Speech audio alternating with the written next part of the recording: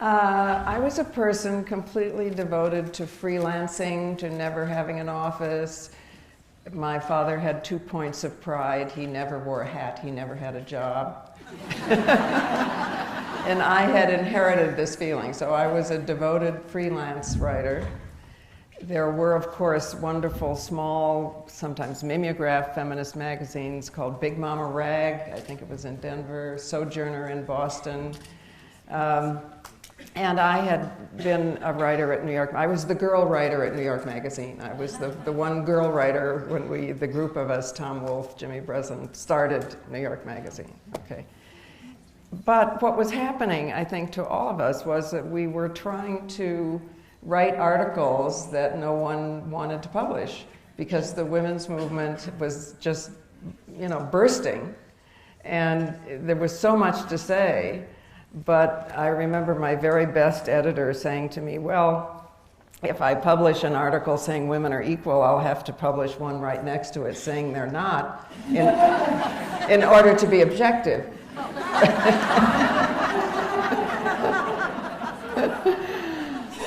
So it began to be obvious that to those of us who are writers and editors, that we needed a place to publish. And I had meetings in my living room to see if there were enough of us, to actually do a magazine. Flo Kennedy came to these meetings. Who here? Do you know Florence Kennedy, the great outrageous Florence Kennedy? John Lennon once came, and other people objected to the fact that he was there because he wasn't a writer, he wasn't a woman. What can I say? Anyway. So that's the way Ms. was born, really. And we went out and tried to raise money, and you all know how that's the second oldest profession. It's very difficult. And we couldn't do it. And finally, Clay Felker, the originator of New York Magazine, said, okay, I need something for the end issue. He always had a big double issue in January. If he wouldn't pay the people, but he would pay for the production, which was already terrific, of a 130-page issue, if he could take 30 pages and put it in the year end. And that was a sample test issue. We had no idea whether it would lie there like a lox on the newsstand, so it was published in January. We called it Spring, just in case it was going to lie there for a long time. We didn't want to embarrass the movement. And it had, I have to say it had wonderful articles, and it had the first marriage contract. It had all kinds of truly wonderful. I Want a Wife, Why I Want a Wife. Right? By Judy Cyphers wrote it, right? And Click, The Housewives' Moment. Jane O'Reilly wrote Click, The Housewives' Moment of Truth. Welfare as a woman's issue. Welfare at that point was not seen as a woman's issue. It was really a truly great issue. But we had not a lot of confidence in it and not a lot of money to do promotion. So when I was out there, all of us went out to do promotion. And when I got to California, I did a morning local show, and someone called up and said, we can't find it. So I called Clay in a panic, and I said, it never got here. And it turned out it was sold out. So that was the beginning. It sold out in something like 8 days, nationally. So this was the first, there had been, it's important to say, there had been all these local feminists, mimeographed, there's a word from the past.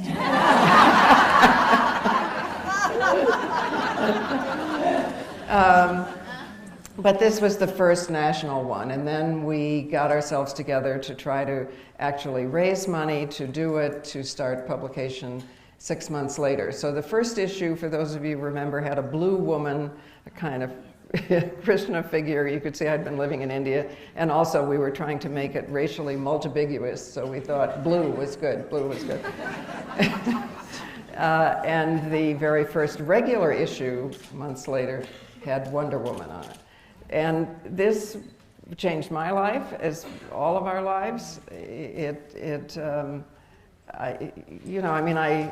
just personally, I never imagined myself going to an office, but quite separate from that, it gave me Suzanne, it gave me a family, it gave me a consciousness-raising group, it gave me an obsession. Anyway, that was the beginning. One thing I'm really concerned about today is that we understand that we have just begun in this movement, okay? So I don't have to tell anybody here how many states have put, there's something like 120 new restrictions. It's all about reproduction. If we didn't have wombs, we'd be fine. Everybody's trying to control reproduction. So I hope we recognize that. And I signed this too, and it was because I had to ask people to sign. I knew I had to sign. It was also for me the first time that I had said I have had an abortion. And since 1 in 3 of us in this nation has had an abortion, I do think we are still not saying it enough, you know.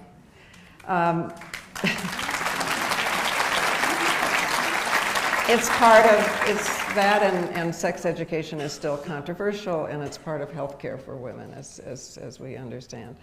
But when the magazine was in terms of opposition, when the magazine was first started, the man who was the editor of Newsweek magazine took me to lunch and said he wanted to have a serious lunch with me, and he said to me that he said, this barely has a chance of succeeding, this magazine, but the only way it can succeed is if you position yourself as the heterosexual feminist magazine against lesbians. You can't make this stuff up.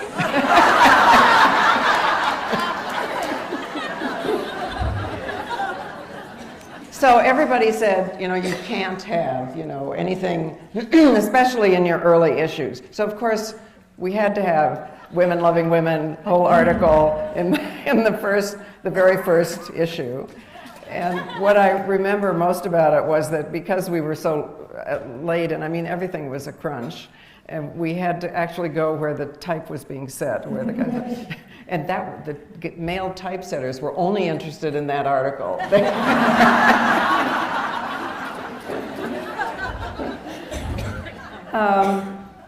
But what was overwhelming, as Suzanne says, yes, there was terrific opposition, and there was a deep conviction that first because it was feminist, then because it was a magazine controlled by its own staff. That is, we actually owned majority interest, which is still true of no other magazine except maybe The Nation. But I don't think it's true. So we did get huge, huge amounts of opposition. But what made the difference is us. Because what we got were these letters that constantly said something like, now I know I'm not alone. Now I know I'm not crazy, right? And after a few years, Radcliffe came and looked at our mail and said, this is the best record of the modern women's movement. These letters, from people all over the country and from other countries, are the best record, and they started to keep them. So, never forget that no matter how hard it is, along the way, if the response is there, it will work. And this magazine, you made this magazine. You created this magazine. It never, never, never would have happened otherwise. Okay, well, the bad part is waking up in the middle of the night, worrying about, can we make the payroll? The bad part in the beginning, in the first quite a few years, we were trying to get advertising. And as you may notice, even now with women's magazines, the advertising dictates the editorial content. Now even more than then. Because now there are just no fiction, no poetry in women's magazines, which there used to be. Remember Mademoiselle and all this? Okay, the reason for that is advertisers, they don't say, don't publish fiction. They say, we will only put an ad in if it's next to text that is about our product. And we used to get insert orders from advertisers saying, must not be in same issue with depressing stories or large size fashion. Word for word, okay? So obviously we couldn't take that. And I want to say that because this is still what the now very good, women's editors of women editors of women's magazines are still dealing with. This incredible pressure of advertising, which has always been profoundly different for women's magazines, spoken of in the industry as cash cows. That's what they call women's magazines. Because they were catalogs. And it's still, in a way, the pressure now is worse because you will see that non-product related articles are even fewer than they were when we started. If we could get rid of, I remember right after the Soviet Union ceased to be the Soviet Union, it became Russia, the head of the sort of what you might call the propaganda services came and spoke to a whole bunch of writers and editors. And he was making jokes about now it's very difficult to keep the press from criticizing party people. They used to be afraid to criticize, now they're criticizing us. And I want to know from my American colleagues how to keep this from happening. And with one voice we said, advertising.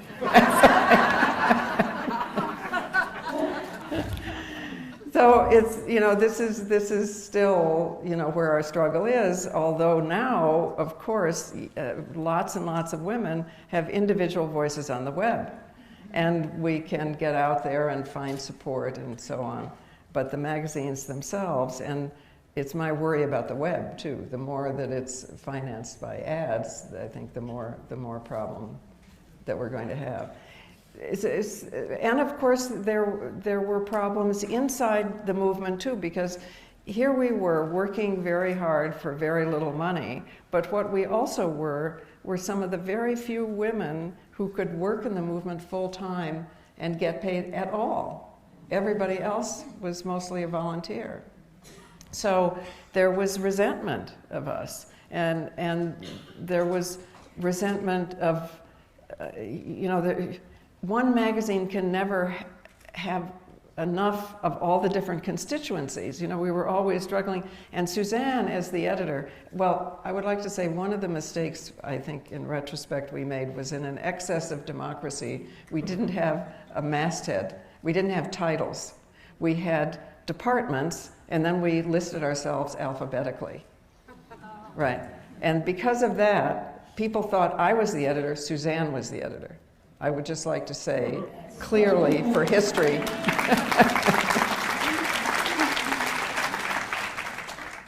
So there were internal problems too, and the internal problems plus the incredible pressure of raising money and begging for ads. We could only take ads that weren't sexist ads, right? Because otherwise it looked like a parody in our pages. So we were trying to get cars. Cars didn't advertise to women at that point. They felt that men picked the car. Women might pick the upholstery color, as they said to me in Detroit, but they don't choose the car. We were trying to get people ads, not feminine ads, because the feminine ads just wouldn't come anyway. And that difficulty was huge. And it was. This went on for a lot of years, and there were moments, I have to say, when I found myself having a pleasurable fantasy that the magazine would burn down. It was important that it burned down because it had to be something that wasn't our fault. And then we would get sympathy, People would like us again. So there are bad parts. We have to all admit that there are bad parts, but the good parts were so much more. And the good parts were you. The good parts were people saying, here's how it changed my life, here's the piece of information I got there. For instance, we had a classified ad section, little ads in the back, and women would put an ad there and grow a whole business out of this tiny little ad because it enabled them to reach their natural supporters. So, we can't deny the bad parts, but the good part's way, way, way, way overwhelmed. They didn't believe us. They said, oh, women love our ads, women love ads. We said, okay, so put one test ad, You've Come a Long Way, Baby, in the magazine and see what the response is. And the response was overwhelmingly terrible, because it wasn't just the baby, it was showing a woman in corsets and then a woman in a suit now, and the inference was that all you need to do is smoke and you'll get from here to there, right? So it got an overwhelmingly terrible response. And though they had agreed to the test in the first place, they were furious that they got a negative response, and they never came back. And the same thing would happen. I mean, we published, there was a congressional hearing on the coal tar derivatives in hair dye. All right. We published a little thing about the hearing, which everybody else in the world did. It was news, right? But because we published it, we never got another Clairol ad as long as we lived, for anything, hair dryers or anything, because we dared to publish them. If you're in a world where the whole premise is that women's magazines are catalogs devoted to complimenting products, and somebody says something like that, they couldn't believe their bad luck, you know, that they even knew us. So we never got another Clairol ad. And I do think, however, that we managed to change the imagery in a lot of ads. Another problem was that the women were all white, right? And our readership was always very diverse, and we wanted it to be more diverse. So we would have to go and beg for ads that otherwise were in one of the black magazines. That, you know, the world was bifurcated, and it still is much too bifurcated. Eventually, as you know, Ms. Magazine stopped taking ads altogether, and it actually made more money. Not that we ever made money, but anyway, it did better economically with no advertising than with advertising. And the lesson of that is that what women want and what advertisers want are not necessarily the same thing. It was like warfare, and he published an issue of Screw. It was like a big tabloid, and this whole centerfold was me, a nude drawing that was clearly intended to be me because I had my hair and my glasses and so on. And then down the side were penises, drawings of penises, and up top it said, "Pin the cock on the feminist." Right. So this was hanging on all the newsstands around us, you know, outside of it, right? And so we asked our lawyer, a wonderful woman lawyer, to write him a letter. So she wrote him a letter saying, you know, and he sent me back a box of chocolates with a note that said, "Eat it." So I was, somehow this really got to me, because I felt exactly.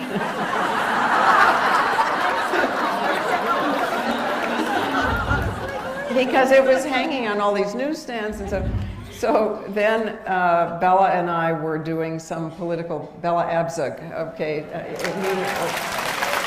I hope there's, you know, I'm sure there are enough people here who remember Bella Abzug, but if you don't know, just turn to the person next to you. And so she, a member of Congress, a great, great, great woman. Suzanne wrote a book about her. She can explain in a minute. But we were doing some benefit together, and she could see, Bella, that I was kind of down.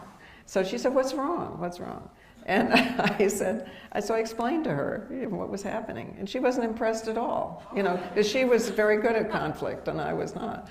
She wasn't impressed. I said, "But Bella, you don't understand, you know, there's this nude drawing and there's these, you know, in full labial detail, you know, and there's these, and it has my hair and my glasses." And Bella said, "And my labia," she said.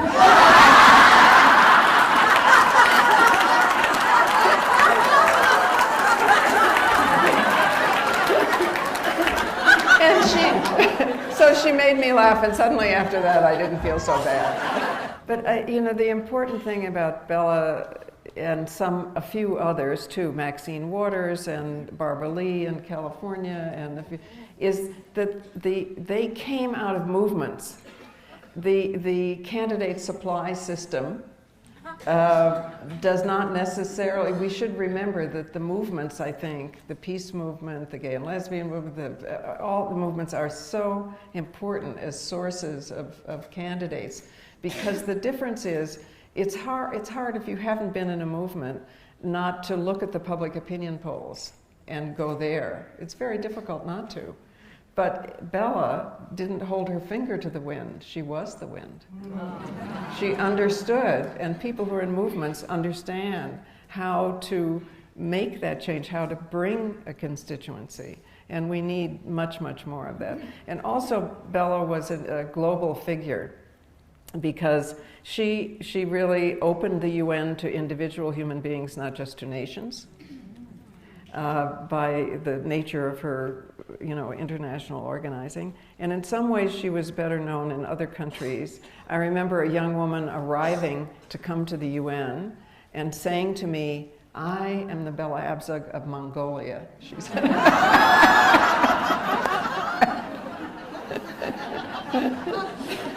So you must read the book that Mary Tom and Suzanne wrote, and but she's there in those pages. Now the form of resistance, the exact same people in some cases are saying, well, it's over. You don't need it anymore. And that's why I'm so worried that we understand how clearly that is not true. If you consider the first wave of the suffragist and abolitionist movement, it took about 100 years, more than 100 years, to gain for women of all races and black men in this country a legal identity as human beings. Everybody had been chattel, had been ownable, like a table or a chair up to that point. So if it took us 100 years to get a legal identity, it's not surprising that it may take us 100 years to get legal and social equality. And we are, what, maybe 40, 50 years into it, something like that. So we have to understand that this is kind of, there are no rules, but they're kind of guidelines. First you go through a consciousness-raising stage, then you start to make structural change, legal and other structural change, and then you get a backlash. And we've been in a backlash ever since the late 80s. There have been substantial backlash. And it's more difficult now because the right wing controls most of the state legislatures. And some of this is our fault because most Americans don't know who their state legislators are. The right wing couldn't succeed, couldn't get a constitutional amendment against abortion, which was what they were trying to do to declare the fertilized egg a person. Like the corporation is a person, the fertilized egg is a person, somehow we're not people? Okay. And now, and also they murdered 8 abortion doctors, they blew up clinics, this turned out not to be popular, they were amazed that it wasn't popular. So now they are striving, the right wing is striving to control the state legislatures, and since they control the Republican Party, the platform of the Republican Party has nothing in it that most Republicans support. It's been taken over by extremists. I hope I think all of us, women would be well suited to take back the Republican Party. We could put on our little pearls, we could go to the precinct meetings, but and the people who took it over were for the most part, like Jesse Helms, the old racist Democrats, who the Democratic Party got too racially inclusive for them after the Civil Rights Act, so they left and started to take over the Republican Party. So it's very dangerous, I think, that to everybody, that one of our 2 great parties is controlled by extremists, so people can't get, Nixon, none of those folks could, even the first Bush, Rockefeller, Goldwater, they were all pro-choice, they were all for the equal rights amendment. They couldn't get nominated now by the current, because they control that process. And we need to pay more attention to the state legislatures. It can be fun. 10 women can distribute, each group of 10 women takes one state legislator, monitors him, talks to him, makes his life miserable, pickets his house or whatever, and runs for the state legislature ourselves. absolutely need to do this because they have otherwise redistricted themselves into perpetuity. And incidentally, the major reason why kids are graduating in debt, something that didn't happen in most of the generation of most of us here, to huge, huge indentured college debt, is because state legislatures have taken money away from universities and used it to build prisons we don't need and other problems. So we have some tasks before us, and we'll do it. We'll see, but we think there's maybe a television series or something about the magazine, and we don't want it to be Sex in the City without the shoes, you know. So we want it to be one of those shows where, yes, there's a group of people who are continuing characters, but the stories are out there because the stories are, right? I mean, the cop shows, all those things. So we want to know the stories that you remember as well as the ones that we remember. Crucial. It happens that actually Ms. was more adopted by women in lower economic groups than in upper economic groups, because the privilege that comes with being the wife of is much more present in upper economic groups. So it actually, worked the other way around. But I think one of the things we need to do is to make clear who were pioneers and continue to be pioneers in the women's movement. The media impression is a kind of white middle-class woman, and actually in one of the very first issues of Ms., we printed the results of a Lou Harris poll, a big national Lou Harris poll, that showed that, for instance, the support for the women's movement and feminist issues was among African American women. They only did black women and white women at that point. They weren't doing Latina women, right? Among African American women, it was over 60%, and white women, it was only 30-some%. I mean, the women's movement has always been disproportionately invented by women of color, poor women. The National Welfare Rights Group, for instance, was the first group that I ever saw that did a feminist analysis of social policy. They had analyzed the welfare system as a gigantic husband who was jealous, who looked for under your bed for shoes of another man. So it was great. It was good. So part of what we need to do, because we do what we see, is to highlight who really are the activist people in real life, because then the folks who are in different circumstances will see somebody they identify with and feel that the movement belongs to them as it belongs to all of us. But I think it mainly comes from listening. I mean, people who are going through something know more about it than anybody else. So if our role is listening and supporting the organizations that already exist or helping to start new ones. I mean, I don't believe in national boundaries. It doesn't exist on Earth. Show me the deeds to Earth. So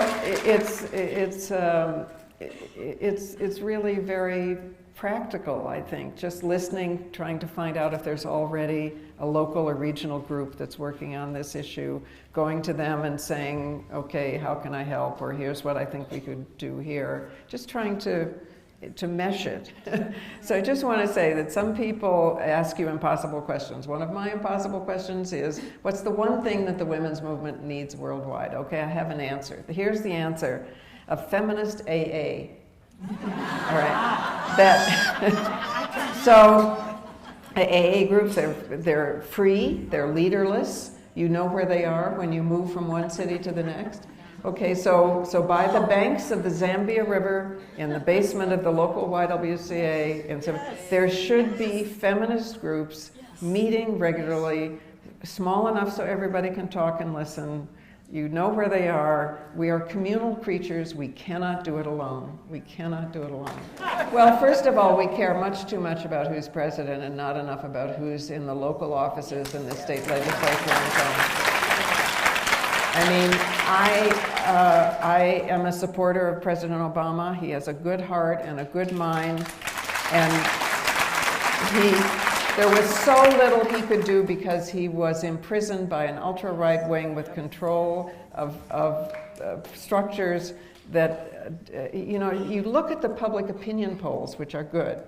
Then you look at what various political entities are doing, which are not good. And you understand we're number 87 on the list of countries in our voting rate. You know, I mean, we have to, you know, President Obama was in a situation that if the right wing had cancer and he had the cure, they wouldn't accept it.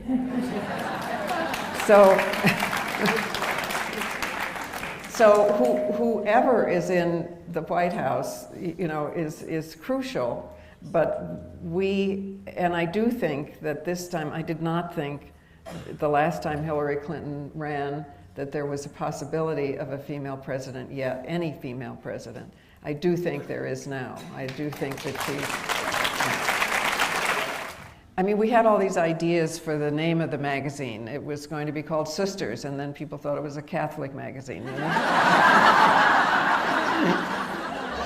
Then it was going to be called Sojourner for Sojourner Truth, but people thought it was a travel magazine. Right? So Ms., we thought, came from secretarial handbooks of the 1950s to deal with the dreadful situation in which you didn't know whether a woman was married or not. Right? It turns out that it's actually from the 15 or 1600s, I think, in England, because you know, they would call children mistress and master. Right?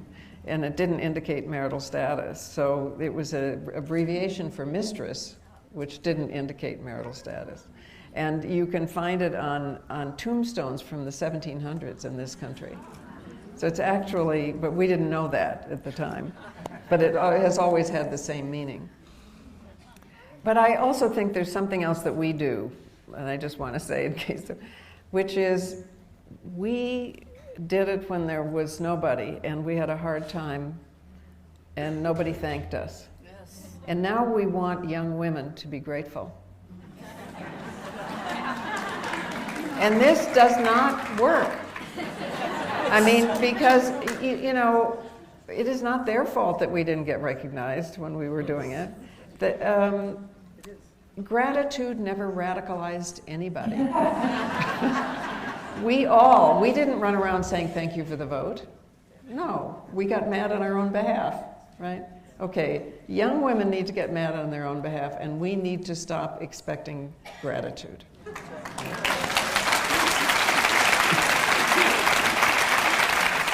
You know, we've been living for 600 years in this country, speaking of the United States and also Mexico, with an experiment that failed.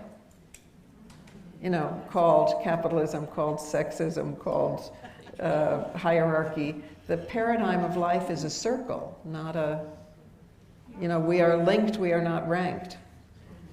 And it might be fun for them to discover it on their own ground. Who lived here before? How did they live? But I just want to remind us that the backlash is huge and it is global, you know.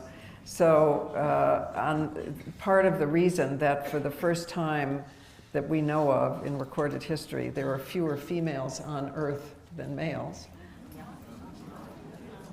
I mean, you know, that's because of bias towards male fetuses, and you know, all the female infanticide that happens is because of FGM, honor killings, you know, everything together, and it's very severe in China and northern India and other places, and it has big political impact because then the young men who are called barren branches, you know, don't have families, frequently they don't have jobs. That's where terrorists come from. Terrorists, as you will notice, are obsessed with gender. Obsessed with gender. It is all about gender and all about reproduction. But and I just want to say that the part of it, speaking again about the United States, the part of it that we should be responsible for and understand that it's not just happening over there is that domestic violence, the number of women who've been murdered by their husbands or boyfriends since 9/11, compared to the number of Americans who died in 9/11, in 2 wars in Iraq and in Afghanistan, there are more women who have been killed by their husbands and boyfriends than Americans who died in all of that. Oh my God. So, you know, and we're beginning to recognize domestic violence because of, but we don't attach it. For instance, Zimmerman, who killed Trayvon Martin, had been guilty of domestic violence. Trayvon Martin might be alive if we took domestic violence seriously. Every senseless killer who goes into, there was a recent New York Times op-ed about this, that you know, the offenders have, like 95% of them have committed some kind of domestic violence beforehand. If we took it seriously, we could help everybody and begin to eliminate it. And also cops, according to the Women in Policing Foundation, cops have, their families have a 40% rate of domestic violence, and the population at large is 10%. So if we screened for this, we would be much more less likely to have racist cops and violent cops and so on. And also when people say, as we must say, that cops should look more like the community, nobody once has said that means half women. And it's very clear that women tend to, not because women are better people, we just don't have our masculinity to prove. This makes us, you know, very helpful. But when women come into a situation, they de-escalate it. When men come into it, they tend to escalate it. So we just need to, you know, what happens to women has been treated as a silo over here. Nothing happens that isn't connected. Nothing else to do.